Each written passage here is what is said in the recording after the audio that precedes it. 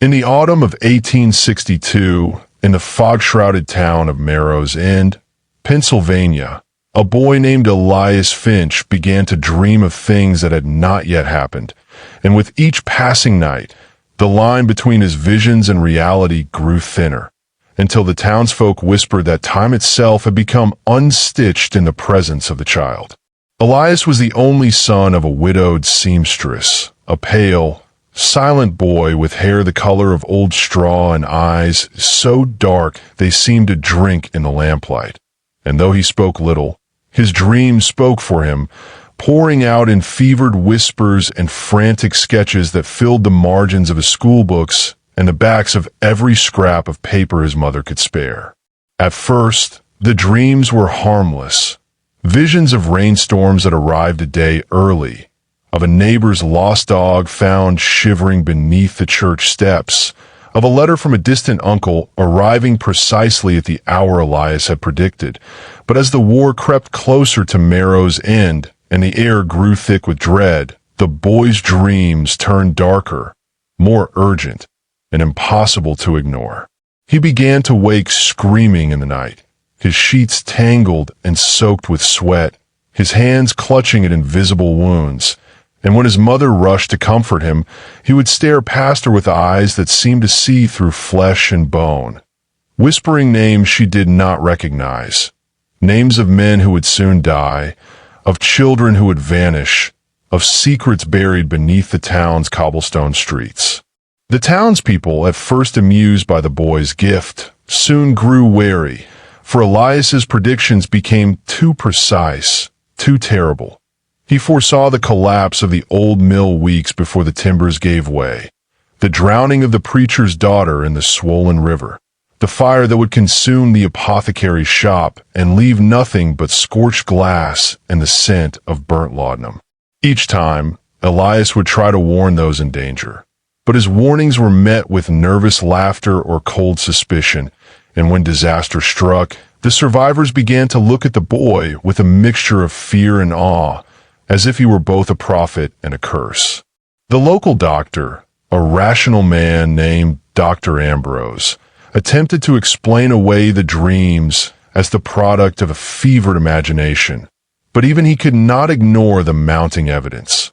The sketches Elias drew of faces twisted in terror, of places no one had seen, of events that had not yet come to pass but soon would, each rendered with a detail and clarity that defied explanation.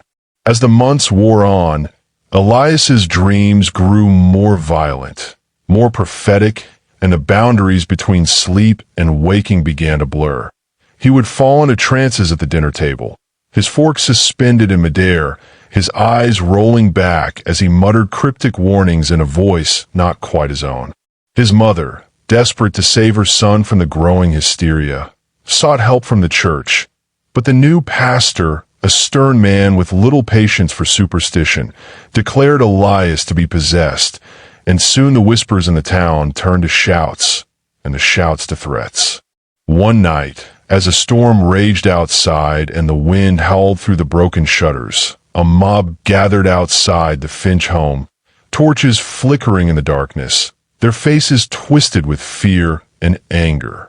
They demanded the boy be brought out, that he confess to witchcraft or worse. But Elias, standing at the top of the stairs in his nightshirt, simply stared down at them with those bottomless eyes and spoke a single sentence. "You are all already dead." The words hung in the air like a curse, and in the days that followed, a sickness swept through Marrow's End, striking down those who had called for the boy's blood, leaving the survivors to huddle in their homes, terrified of the child who dreamed the future. As the town emptied, some fleeing, some succumbing to the mysterious illness, Elias's dreams became the only reality left, his vision shaping the fate of Marrow's End like a potter shaping clay. He saw the coming of strangers in black coats, government men who would arrive too late to save anyone, who would find only the boy and his mother in the ruins of the town, surrounded by sketches of futures that would never be. He saw himself grown old and alone, wandering the empty streets, haunted by the ghosts of those he could not save, his dreams now the only company he kept. And in his final dream, Elias saw the world itself unraveling, time folding in on itself like a shroud, and at the center of it all, a boy with eyes like midnight, dreaming the future into being, forever trapped between what was and what might be. As the winter of 1862 settled over Merrow's End like a suffocating shroud, the world outside the Finch house seemed to shrink, the snow piling high against the windows, muffling every sound except the ticking of the old clock and the restless shifting of Elias in his narrow bed. The townsfolk who remained kept their distance, crossing themselves when they glimpsed the boy's pale face at the window, and even the bravest children no longer dared to throw stones at the garden gate or shout taunts from the safety of the road. Inside, Miriam Finch watched her son with a mixture of terror and desperate love, for she could not deny the changes in him. The way his eyes seemed to flicker with hidden light in the candle's glow, the way he spoke in riddles and half-remembered names, the way he sometimes seemed to listen to voices only he could hear.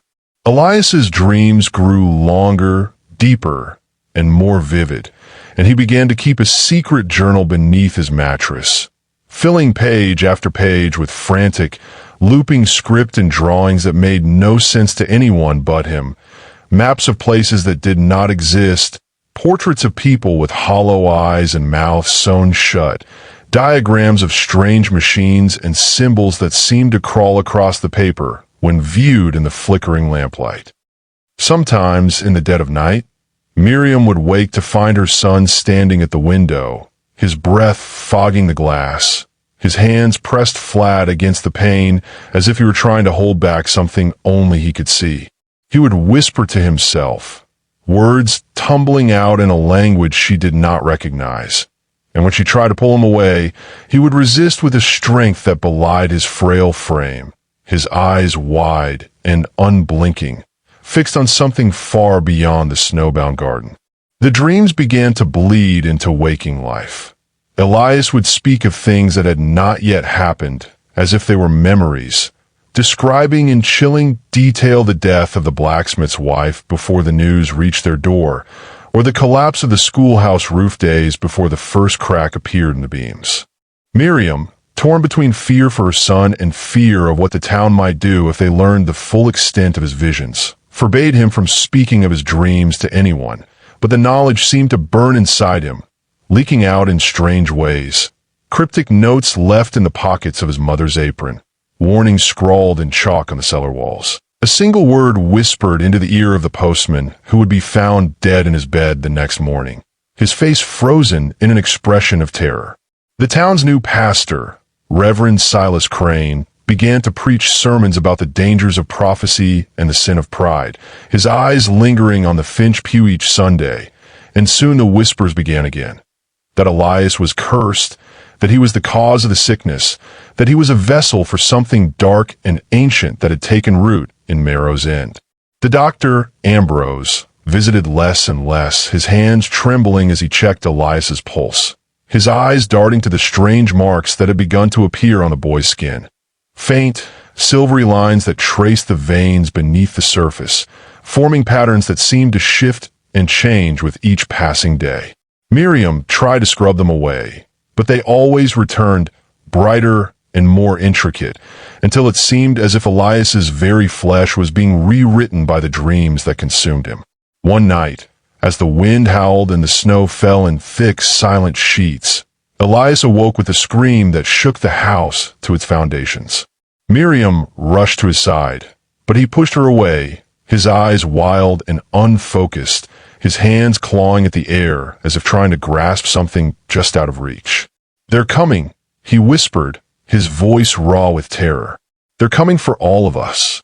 He fell into a fever that lasted 3 days, during which he spoke in tongues, recited the names of every soul buried in the churchyard, and described in chilling detail a procession of shadowy figures moving through the streets of Merrow's End, their faces hidden, their hands stained with blood. When the fever finally broke, Elias was changed, quieter, more withdrawn, his eyes darker than ever, his dreams now a secret he kept locked behind his teeth. But the town was changing too. The sickness that had swept through the winter began to claim more lives, and those who survived spoke of nightmares that left them gasping for breath, of voices whispering in the darkness, of a sense that something terrible was watching from the shadows. The boundaries between dream and reality, between past and future, between the living and the dead, seemed to blur, and at the center of it all was the boy who dreamed the future, his visions now the only map by which Merrow's End could navigate the darkness closing in around them. As the bleak winter dragged on and the snowdrifts in Merrow's End grew so high that even the tallest men could not see over them, the town seemed to shrink into itself. Every house a silent island in a sea of white. Every window shuddered against the cold and the fear that now lived in every heart. Elias Finch, once a quiet shadow at the edge of the schoolyard, became the unspoken center of every whispered conversation. His name passed from mouth to mouth like a secret curse. His presence felt even when he was nowhere to be seen. The children who had once mocked him now crossed the street to avoid his gaze, and their mothers clutched them close, muttering prayers as they hurried past the Finch house, where the curtains never seemed to move and the garden lay buried beneath a crust of ice. Inside, Miriam Finch grew gaunt and hollow-eyed, her hands raw from scrubbing the strange symbols that now appeared not only on her son's skin but on the walls, the floors, even the panes of glass. Delicate, silvery lines that glimmered in the candlelight, forming patterns that seemed to shift and writhe when no one was looking. Elias spent his days in silence, his journal now filled with page after page of dense, looping script and drawings that grew more disturbing with each passing week. A church steeple split by lightning, a line of coffins stretching down the main street, a clock with no hands and a face that wept black tears. At night, he wandered the house in a trance, his bare feet leaving faint, glowing footprints on the floorboards, his breath fogging the air with words that faded before Miriam could catch their meaning. Sometimes she would find him standing at the front door, his hand pressed to the wood as if feeling for a pulse, his eyes fixed on something only he could see. The dreams had changed him, hollowed him out, and filled him with something vast and cold. And Miriam began to fear that the boy she had raised was slipping away, replaced by a vessel for visions that no human mind was meant to hold. The town, too, was unraveling. The sickness that had begun in whispers now raged through the streets, striking down the young and the old alike, leaving the survivors pale and trembling, haunted by nightmares that seemed to bleed into waking life. The doctor, Ambrose, grew desperate, his remedies failing, his hand shaking as he confessed to Miriam that he had begun to dream of Elias, standing at the foot of his bed, eyes black as coal, whispering secrets that made his heart race with terror. The pastor, Silas Crane, thundered from the pulpit about sin and punishment, his sermons growing more frenzied as the pews emptied and the graveyard filled, but even he could not escape the sense that something ancient and hungry had been awakened in Merrow's End. One by one, the townsfolk began to disappear, some fleeing in the night, their wagons creaking through the snow, others simply vanishing, their houses left cold and empty, their names scratched from the church rolls. Those who remained grew gaunt and hollow-eyed, their dreams filled with visions of fire and blood, of a boy with midnight eyes standing at the center of a storm that threatened to tear the world apart. Through it all, Elias watched and waited, his dreams now the only thread holding the town together, his visions growing more vivid, more terrible, as if the future itself were pressing in on him, demanding to be seen, to be spoken, to be made real. He saw the coming of strangers, men in black coats with notebooks and questions, their faces blank and hungry, their eyes never meeting his. He saw the church steeple split by lightning, the river rising to swallow the bridge, the schoolhouse burning in the night, while the townsfolk stood in the snow and watched, their faces lit by the flames. He saw himself standing alone in the ruins of Merrow's End, the last witness to a story no one would believe, his dreams the only record of a world that had slipped through time's fingers and vanished into the dark. And still the dreams came, night after night, each one more vivid, more insistent, until Elias could no longer tell where the visions ended and his own thoughts began, until he feared that he was no longer dreaming the future, but creating it, shaping the fate of Merrow's End with every breath, every word, every heartbeat. The snow kept falling, the darkness kept growing, and in the heart of it all stood the boy who dreamed the future, his eyes wide and unblinking, his mind filled with 1,000 possible tomorrows, each more terrible than the last. As the endless winter of Merrow's End dragged into a gray, hopeless spring, the town's remaining souls moved like ghosts through the muddy streets, their faces drawn and hollow, their eyes darting to the Finch house as if expecting to see something monstrous peering from behind the frost-streaked glass. The snow melted, revealing the detritus of a season spent in fear. Shattered window panes, abandoned sleds, the blackened remains of a barn that had burned in the night, its cause never explained. The church bell, once the heartbeat of the town, now hung silent, its rope cut and its steeple leaning at a drunken angle, as if the building itself had grown weary of hope. In the Finch house, Miriam grew weaker, her hands trembling as she tried to keep up with the endless cleaning, the scrubbing of symbols that now appeared not just on the walls but on her own arms and neck, faint silvery lines that seemed to pulse with a cold light whenever Elias was near. She no longer asked her son about his dreams. She feared the answers, feared the way his voice would flatten and his eyes would darken, as if he were listening to something only he could hear. Elias himself had become a creature of habit and silence. His days spent pacing the narrow halls, his nights spent hunched over his journal, filling it with visions that grew more elaborate, more impossible, with every passing hour. He drew maps of the town as it would look after the river flooded, after the fire swept through, after the last of the townsfolk had vanished, leaving only empty houses and the echo of footsteps in the mud.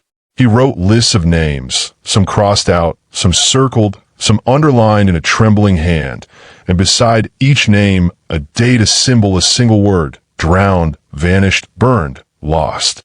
Sometimes, in the early hours before dawn, Miriam would find him standing in the garden, barefoot in the cold mud, his head tilted back as if listening to the wind, his lips moving in silent conversation with the darkness. The townsfolk, what few remained, began to avoid the Finch house altogether, crossing the street or turning back the way they had come if they saw Elias in the yard. The children, once bold enough to throw stones or shout insults, now huddled indoors, their parents warning them never to speak the boy's name, never to look him in the eye, never to dream of him, for fear that he might appear in their nightmares and whisper secrets that would never let them rest. The doctor, Ambrose, visited only once more, his face gaunt and haunted, his hands shaking as he pressed a stethoscope to Elias's chest and listened to a heartbeat that seemed to echo with 1,000 voices. He left without a word, and days later, his house stood empty, the windows boarded, the doors swinging open in the wind. The pastor, Silas Crane, grew more desperate, his sermons now little more than rants against the darkness, against prophecy, against the boy who had become the town's living curse. He called for a day of fasting and prayer, but only a handful of parishioners came, their faces pale and frightened, their eyes fixed on the floor as if afraid to meet the gaze of the man who claimed to speak for God but could offer no comfort, no hope, no explanation for the suffering that had befallen them. One night, as a storm raged over the hills and lightning split the sky, Elias awoke from a dream so vivid, so terrible, that he could not breathe, could not move, could only lie in his narrow bed and listen to the sound of his own heart pounding in his ears. In the dream, he saw the town swallowed by water, the river rising in a black, silent wave, sweeping away houses, trees, people, everything. He saw himself standing on the church steps, the water lapping at his feet, the faces of the drowned staring up at him from beneath the surface, their mouths open in silent accusation. He saw his mother, her hair streaming in the current, her arms reaching for him, her eyes wide with terror and love. He saw the strangers in black coats, their notebooks ruined by the rain, their questions lost in the roar of the flood. He saw himself alone, always alone, the last soul in Marrow's End, his dreams the only thing left alive. When he finally managed to rise, he found Miriam waiting for him in the kitchen, her face drawn in gray, her hands wrapped around a cup of cold tea. She looked at him for a long time, her eyes searching his face for some sign of the boy she had raised, some trace of the child who had once laughed and played in the garden, before the dreams, before the darkness, before the world had turned against them. "Is it over?" she whispered, her voice barely audible above the wind. Elias shook his head, unable to speak, unable to tell her that the worst was yet to come, that the future he saw was darker than any nightmare, that the dreams would not let him go, would not let any of them go, until the last secret had been revealed, the last name crossed from his list, the last hope drowned beneath the rising tide. And so the days passed, each one darker than the last, each one bringing Marrow's End closer to the fate that Elias alone could see, the fate that he alone could not escape, the fate that waited for them all in the shadows of his dreams. The spring rains came late that year, but when they arrived, they fell with a vengeance, drumming on the rooftops for days without pause, turning the streets of Marrow's End into rivers of mud and washing away the last traces of winter's grip. The river, swollen and angry, crept higher with each passing night, licking at the foundations of the lower houses, carrying away fences, barrels, and the carcasses of animals that had not survived the long, hungry months. The townsfolk, what few remained, watched the water rise with a kind of numb resignation, as if they had always known this was how it would end, as if the boys' dreams had seeped into their bones and left them hollow, waiting for the inevitable. In the Finch house, the air was thick with the smell of damp and mildew, the walls sweating with moisture, the strange symbols that had once glimmered faintly now standing out in stark relief, as if the rain had awakened something in the wood and plaster. Miriam grew weaker, her cough worsening, her eyes ringed with purple shadows, but she refused to leave her son's side, clinging to him as if he were the only thing anchoring her to the world. Elias, for his part, seemed to grow stronger as the town faded, his skin taking on a strange, luminous quality, his eyes reflecting the candlelight with an intensity that made Miriam shiver. He no longer slept through the night, instead wandering the house in silence, pausing at each window to watch the rain, to listen to the river's relentless advance, to trace the patterns on the glass with a fingertip that left behind a faint, silvery trail. His journal, once a secret, had become a compulsion, the pages filling faster than Miriam could find new paper, the words and images growing more frantic, more desperate, as if Elias were racing against a clock only he could hear. He wrote of the river, of the flood, of the faces that would be lost beneath the water, of the names that would be forgotten, of the secrets that would be buried in the mud.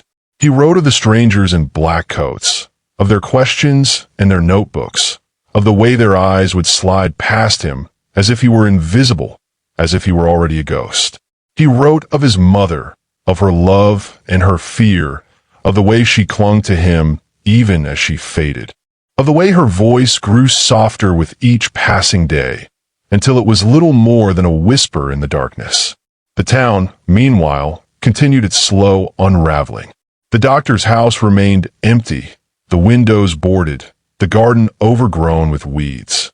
The pastor's sermons grew shorter, his voice hoarse and broken, his congregation dwindling to a handful of old women who sat in silence, their hands knotted in their laps, their eyes fixed on the altar as if waiting for a sign that would never come. The children, once the heart of the town, were gone, some taken by sickness, some by the river, some simply vanished, their beds left cold and empty, their names spoken only in hushed tones by mothers who no longer dare to hope. The river rose higher, the rain fell harder, and still Elias dreamed, his visions growing more vivid, more insistent, until it seemed as if the future itself were pressing in on him, demanding to be seen, to be spoken, to be made real. He saw the floodwaters sweeping through the streets, carrying away everything that had once mattered, leaving only silence and ruin in their wake.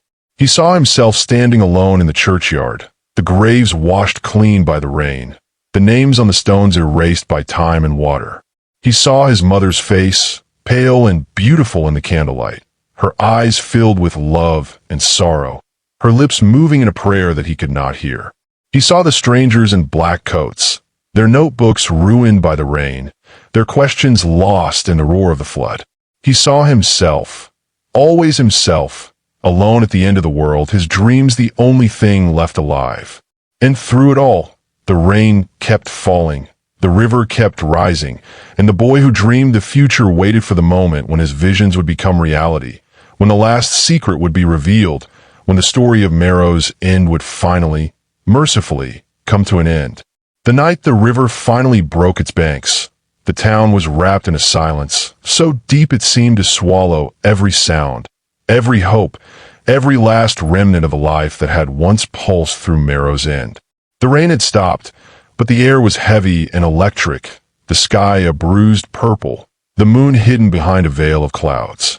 Elias sat at the window, his knees drawn to his chest, his journal open in his lap, his eyes fixed on the dark line of water creeping ever closer to the house. Miriam lay in her bed, her breathing shallow, her hands folded on her chest, her lips moving in silent prayer. She had not spoken in days, her voice lost to the fever that had taken hold of her, her body growing lighter and more insubstantial with each passing hour, as if she were already halfway to another world. Elias watched over her, his heart aching with a love so fierce it threatened to consume him, his mind filled with visions of what was to come.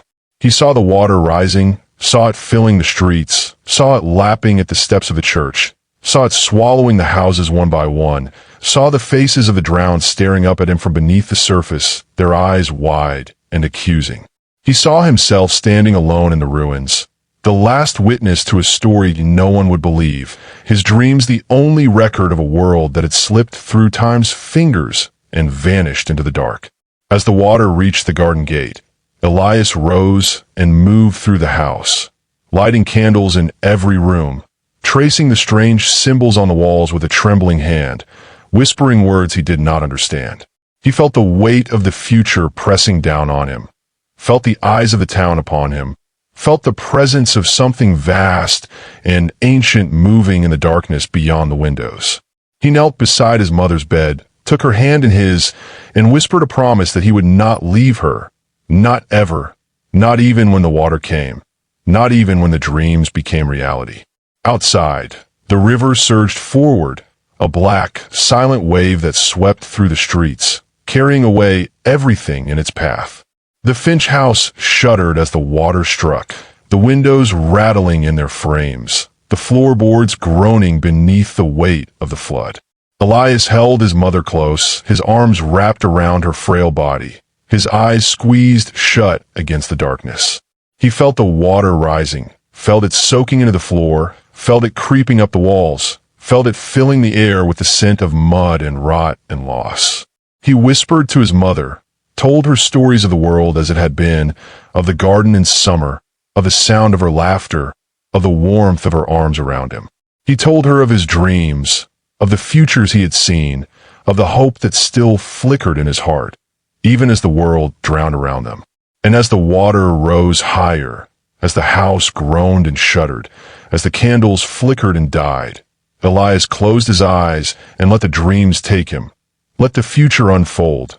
Let the story of Merrow's End come to its inevitable, inescapable end.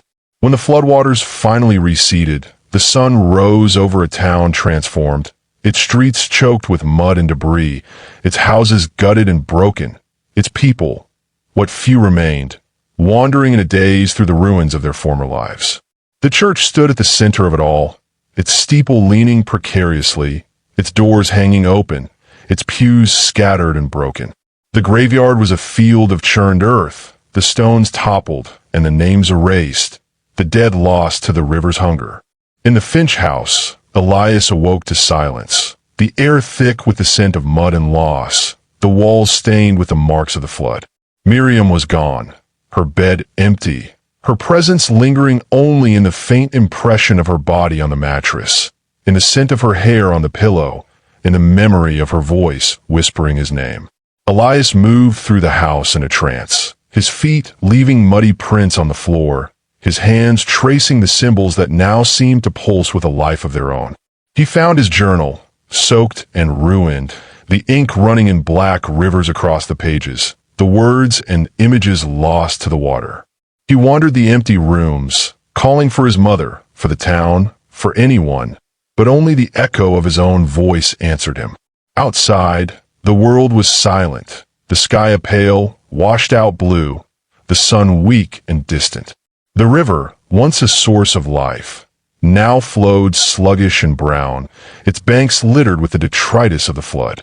The townsfolk, what few remained, avoided the Finch house, their eyes sliding past it as if it were not there, as if Elias himself were invisible, a ghost haunting the ruins of his own life. He wandered the streets, searching for something he could not name, his dreams now the only reality left to him, his visions the only company he kept. He saw the strangers in black coats, their notebooks ruined by the rain, their questions lost in the silence. He saw the church, its doors open to the wind, its pews empty, its altar bare. He saw the graveyard, the stones toppled and the names erased, the dead lost to the river's hunger. He saw himself, always himself, alone at the end of the world, his dreams the only thing left alive. And through it all, the silence pressed in on him, heavy and unyielding, a weight he could not lift, a darkness he could not escape. He dreamed of the past, of the garden in summer, of his mother's laughter, of the sound of her voice calling him home. He dreamed of the future, of a world rebuilt from the ruins, of new faces and new names, of hope flickering in the darkness.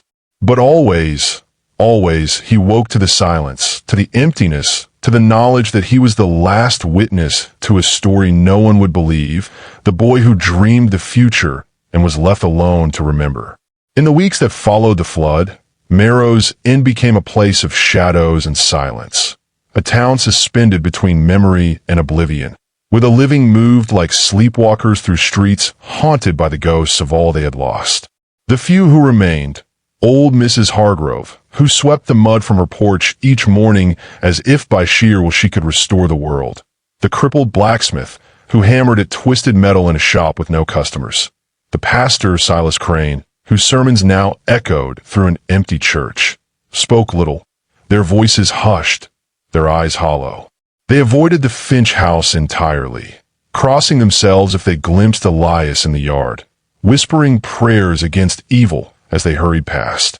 The house itself seemed changed, its walls warped by water, its windows clouded with a film that never cleared, the strange symbols on the woodwork now glowing faintly at dusk, as if the flood had awakened something that could not be put back to sleep.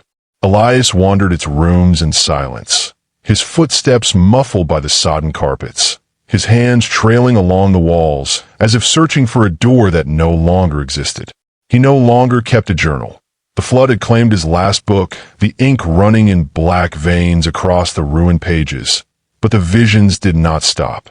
If anything, they grew stronger, more insistent, filling his mind with images that flickered behind his eyes even when he was awake. The river rising again, swallowing the town a second time. Strangers in black coats standing in the ruins, their faces blank, their voices a low, buzzing hum. His mother's face, pale and distant, her lips moving in a prayer he could not hear. At night, Elias dreamed of walking through the empty streets, the houses crumbling around him, the sky a flat, endless gray. He saw the townsfolk gathered in the church, their faces turned to him in silent accusation, their mouths sewn shut with silver thread. He saw himself at the river's edge, the water black and still, his own reflection staring back at him with eyes that were not his own. Sometimes, in the early hours before dawn, he would wake to find himself standing in the garden, the grass cold and wet beneath his feet, the air thick with the scent of earth and rot. He would look up at the house, at the windows glowing faintly with that strange, silvery light, and feel a chill run through him, as if he were seeing his own grave. The dreams began to change, growing less like visions of the future and more like memories of a life he had never lived. He saw himself as a man, old and bent, wandering the ruins of Marrow's End, his hair white, his eyes still dark and haunted. He saw children playing in the streets, their laughter echoing through the empty houses, their faces familiar and strange. He saw the church rebuilt, its bell ringing out over a town reborn, the river tamed and shining in the sun. But always he woke to silence, to the empty house, to the knowledge that he was alone, the last witness to a story that no one would ever believe. The strangers in black coats came at last, arriving in the early morning mist, their carriage rolling silently through the mud-choked streets. They knocked at the doors of the few remaining houses, asking questions in low, careful voices, taking notes in small black books. They came to the Finch house, their faces pale and unreadable, their eyes never quite meeting Elias's. They asked about the flood, about the sickness, about the dreams. Elias answered as best he could, his voice flat and distant, his mind filled with images he could not share. They left as quietly as they had come, their carriage vanishing into the mist, their questions lingering in the air like the echo of a bell. After they were gone, Elias wandered the town one last time, his footsteps the only sound in the empty streets. He stood at the river's edge, watching the water flow past, carrying with it the last remnants of the world he had known. He closed his eyes and let the dreams come. Let the future unfold. Let the story of Marrow's End slip away into the darkness, leaving only the boy who dreamed the future, alone at the end of all things. Summer crept into Marrow's End with a strange, uneasy warmth, the sun rising each morning over a town that seemed to exist only in the space between waking and sleep. The grass grew tall in the empty lots, wildflowers blooming in the cracks of the ruined streets, bees buzzing in the silence where once there had been laughter and song. The few who remained kept to themselves, their lives shrinking to the boundaries of their own small worlds, their memories fading like old photographs left too long in the sun. The Finch house stood at the edge of it all, a monument to what had been lost, its windows always dark, its garden overgrown, the strange symbols on its walls now almost invisible in the harsh light of day. Elias moved through the house like a ghost, his days marked by the slow passage of sunlight across the floor, his nights filled with dreams that no longer seemed to belong to him. He dreamed of other places, other times, a city of glass towers rising from the ruins, a train rushing through a tunnel of light, a woman with his mother's eyes calling to him from across a field of golden wheat. He dreamed of children's voices, of music drifting through open windows, of a world remade from the ashes of the old. But always he woke to silence, to the empty house, to the knowledge that he was the last of his kind, the only one left to remember. The strangers in black coats returned once, their carriage rolling through the tall grass, their faces even more unreadable than before. They asked no questions this time, only stood in the yard and watched the house, their eyes cold and distant. Elias watched them from the window, his heart pounding in his chest, his mind filled with 1,000 futures, each one darker than the last. When they left, he felt a strange sense of relief, as if a weight had been lifted from his shoulders, as if the story of Marrow's End had finally come to an end. But the dreams did not stop. If anything, they grew stronger, more vivid, more insistent, as if the future itself were trying to break through the walls of the house, to claim him once and for all. He saw the river rising again, saw the town swallowed by water, saw himself standing alone in the ruins, his dreams the only thing left alive. He saw the world spinning on, indifferent to the fate of one small town, one lonely boy, one story lost to time. And through it all, he waited, hoping for a sign, for a voice, for a dream that would show him the way forward, out of the darkness, into the light. As the years slipped by, Marrow's End faded from the maps, its name spoken only in whispers by those who remembered, its story lost to the slow, relentless march of time. The houses crumbled, the church collapsed, the river changed its course, erasing the last traces of the streets where children had once played, where mothers had called their sons home at dusk, where a boy with midnight eyes had dreamed the future and watched it come past. The Finch house stood longer than the rest, its walls weathered and gray, its windows broken, its garden a tangle of wild roses and thorns. Elias grew older, his hair turning silver, his eyes still dark and haunted, his dreams now the only company he kept. He wandered the ruins, his footsteps echoing through the empty rooms, his hands tracing the symbols that had once glowed with a strange, silvery light. He spoke to the ghosts of the past, to his mother, to the children who had vanished, to the strangers in black coats who had come and gone like shadows in the mist. He wrote their names in the dust, whispered their stories to the wind, kept their memories alive in the only way he knew how. Sometimes, in the quiet of the evening, he would sit in the garden and watch the fireflies rise from the grass, their lights flickering in the darkness like tiny stars. He would close his eyes and let the dreams come, let the future unfold, let the story of Merrow's End live on, if only in his mind. And when at last his time came, when the world grew quiet and the dreams faded to a gentle hush, Elias Finch lay down in the garden beneath the wild roses, his eyes fixed on the sky, his heart at peace. The last witness to a story no one would ever believe, the boy who dreamed the future, finally at rest, his dreams drifting out into the world, waiting for someone, somewhere, to remember.